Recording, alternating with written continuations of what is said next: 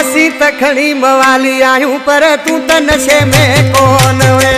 असी त खणी मवाली आयूं पर तू त नशे में कोन वे। अठ लख तोरो कम वठिया टिप दई नहीं उथिया कदे मुके चो वने। असी त खणी मवाली आयूं पर तू त नशे में कोन वे। असी त खणी मवाली आयूं पर तू त नशे में कोन वे। अठ लख तोरो कम वठिया टिप दई नहीं उथिया कदे मुके चो वने।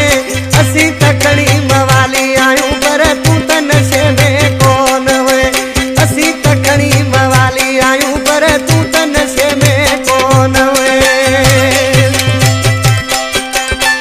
हाणे तव्हां भी पंहिंजे नाले सां शायरी रिकॉर्ड कराए सघो था। शायरी रिकॉर्डिंग लाइ हींअर ई व्हाट्सएप नंबर ते राब्तो कंदा 03352517 858 0335 25 17 858। अरे संगत जो माण्हू ख्याल कंदो वा जॾहिं कॾहिं न इहे थींदो वा। 0335 25 17 858। अरे संगत जो माण्हू ख्याल कंदो वा जॾहिं कॾहिं न इहे थींदो वा। तू त राति सभा ते कंध में पए असीं त खणी मवाली आयूं पर तू त नशे में कोन वे। असीं त खणी मवाली आयूं पर तू त नशे में कोन वे। हाणे तव्हां भी पंहिंजे नाले सां शायरी रिकॉर्ड कराए सघो था। शायरी रिकॉर्डिंग लाइ हींअर ई व्हाट्सएप नंबर ते राब्तो कंदा 033525 17 858 0335 25 17 858।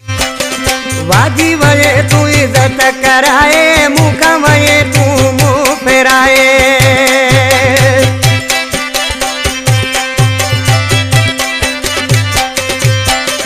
वाजी वये तू इज्जत कराए मुखा वये तू मुँह फेराए।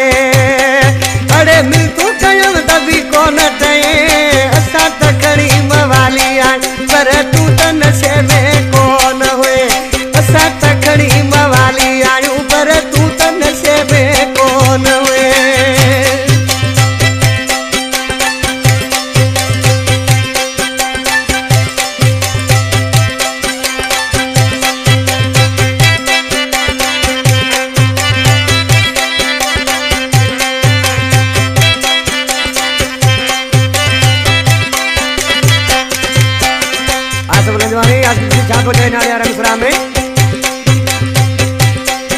अरे नज़ीर खे इहो दुख थियो वा लंजवाणी थो